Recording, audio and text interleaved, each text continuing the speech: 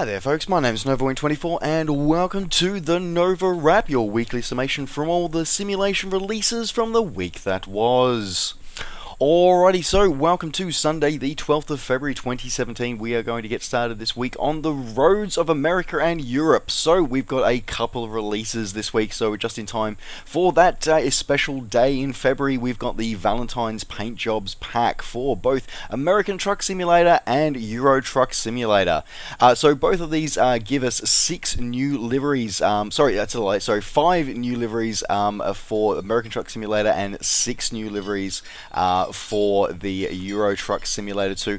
So this is coming with their usual $2 price point, though it does have a Valentine's Day special, which is very cute and kind of cool. So they'll give you 25% off to spruce out with your truck with expressions for your love for your other half. You also do get a couple of bonus extras as well. So for American Truck Simulator drivers, you will get a True Heart steering wheel, and for Euro Truck drivers, you will get a cute plush heart accessory for your vehicle as well. So there's no better way in the trucking world to express your love for your other half than by decking out your truck in one of these cool little liveries. So yes, if you do want to do this, and you do want to express your love to your Valentine in this way, this is available now for you, available now on Steam for $1.50 US, or your original equivalent, available now. Alright, moving along to other simulation releases this week, sticking on the roadways this week. So we saw 2 new DLC releases for Peak Angle. So Peak Angle was essentially an MMO racing simulator that kicked off back in November last year, and it looks rough around the edges, but not too bad. And this is their first two pieces of DLC. So they've brought out a Japanese car pack, and also brought out a Russian cars pack. So the Russian cars pack gives you 3 vehicles, gives you the 1970 V2101, the KGB 2424, and the 1980 V2105, while the Japan cars pack gives you the 1999 DRX7, which, sorry, that is just the world's best drifting car. Sorry, I dare you all to challenge me on that. I really do dare you to do that. Otherwise, also comes out with the 1995 Mark II, the 1988 NS13, the 2013 GT 86S wide body, and the GTR 35 from 2014. So these packs are available now, coming out for $9 US, or the original equivalent, for the Japan Cars Pack, and $7 US, or the original equivalent, about for the Russian Cars Pack. So reasonably priced, models looking not too bad. Again, the look of the actual sim is not too amazing, but overall, still, as I said, if you are enjoying the Peak Angle series, or you've been thinking, or you've stayed away from it because you've been missing these absolute iconics of the drifting world, fear not, they are now available for you for DLC. As I said, these have both been released this week, available now on Steam. Alright, continuing on at ground level, we saw another release for the Train Simulator world. So this week we saw the Clear Creek Log and Lumber Expansion Pack add-on. So this pack gives us 2 new locomotives, the Porterbuilt 040T and the 042T, so coal-burning steel locomotives. Sorry, it's like 3 locomotives, I do apologise. And the Argent Lumber Company number 3 wood-burning 260 Mogul. So you do get all 3 of these vehicles. Essentially, these are small, lightweight, but designed to carry heavy loads over short distances. So, and sort of dating back around to the late 19th and into the earliest 20th centuries. So these vehicles are very historical significance. Going through these, you get these 3 beautifully detailed locomotives. You also get a whole stack of actual animated rolling stock to go with it as well, and you of course get 5 scenarios included with this as well. Now bear in mind that this is an expansion pack, so in order for you to be able to experience the joy of all of these scenarios with this one, you are going to need the Clear Creek narrow gauge route in order to be able to use it. So just bear that in mind before you pick this one up.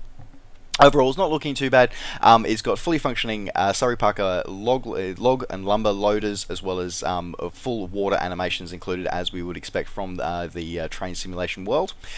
Coming in, as I said, five scenarios, not too badly priced considering you're getting 3 locomotives, 5 scenarios, not too bad. Coming in at $20 US, available now on Steam.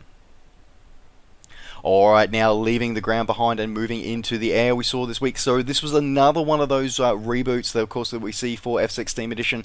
So we saw the release of the Just Flight Battle of Britain Hurricane. So this is for the Mark 1 Hurricane and also the prototype Hurricane as well.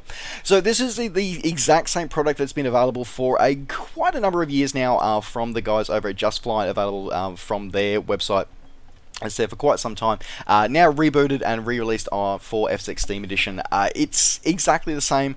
Surprisingly enough, it has liveries in it, which is cool. Not going to knock it. Definitely not going to knock it. But yeah, the liveries are included in this one, so that's a good thing. So yeah, it's a great version of this one. It's not as as detailed as something like something that A2A would produce, but it's a really great, still fairly authentic representation of the Hurricane, which, as much as I love the Spitfire, I truly do. I love its sleek lines, I love its shape, but the Hurricane won the Battle of Britain. It really did. It was the thing that actually gave the backbone to the Royal Air Force during that time. I'm sure I'm going to be sort of commented on down in the comments down below, but it's just my personal belief. It's just I've always loved the Hurricane, always have. Anyway, but yes, so it's a highly detailed model, fully interactive VC with that one. 11 liveries included, very beautifully detailed Merlin engine as well, complete same as what we saw with the Spitfire, the Just Flight Spitfire and ME-109. That you can strip the covers off and see this beautifully detailed Merlin engine there as well. Really beautiful to see. Looking pretty damn amazing, as I said. And for the cost, it's not a bad investment for the Hurricane.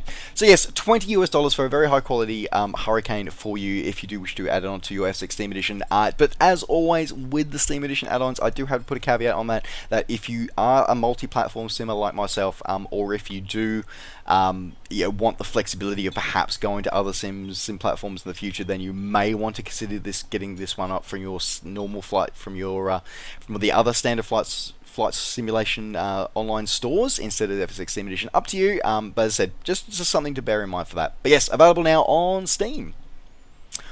Alright, and rounding out a very light week this week in simulation release news, Lobby C. Now, Lobby C, he's been around for a while. He's brought us some real classic stuff. So he's brought us Firefighter X, Crop Duster X, AI Tracker X, which is one I really liked, a low-cost easy dock competitor, which is interesting, not the best, but interesting, Camera Position X. He's now brought out a new product, which is Where Are My Aircraft?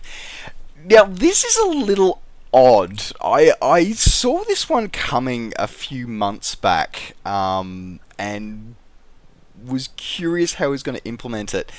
And it looks fairly interesting how he has implemented it. So essentially what this does is this allows you to save a flight, end a flight, and this application, Where Are My Aircraft, or WAMA for short, will actually remember where you left it, and leave it parked there. And then when you load into a new flight, it will throw your aircraft that you've left behind previously into the sim and leave it there for you, which is kind of cool. Especially if you want to build up like a fleet of, if you're running like for a VA or something and you want to actually, get the feeling of having it as a hub, this could be kind of cool for you. I'm also seeing potential for it being used in something like Air Hauler 2. I think that could be a really cool way to actually mix this into Air Hauler 2. You can actually have your fleet of aircraft at your main cargo base and actually just sort of wander out and pick and choose which one you want to fly for the day. Anyway, I'm getting off track. So, as I said, this is rather interesting. Essentially, you can spawn into the aircraft. You can spawn in just on the ramp and walk over with something like Orbix Bob or P3D's avatar mode. Walk up to the aircraft and say, "I want," and just board it and start flying it, and one will pick that up.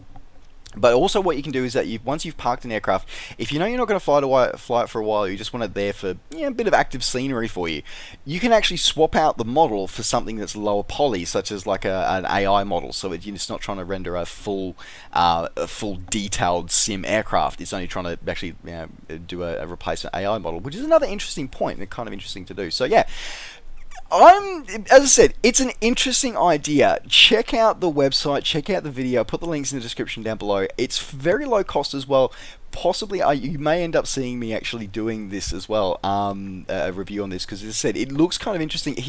Lobby's products fill some very unique niches in our community, and I really like to see his development that he does. So yeah, there you go. Anyway, available now. Check out the website, see if it's for you, and if you have got it already, let me know what you think of it.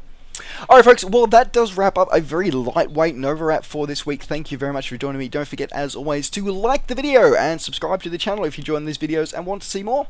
And of course as always you can catch up with me and all the things I'm up to between videos by finding me on Facebook and on Twitter. Just search NovaWing24. Alright folks, thanks very much for watching. Take care, safe skies to all, and we'll see you next time. Bye for now.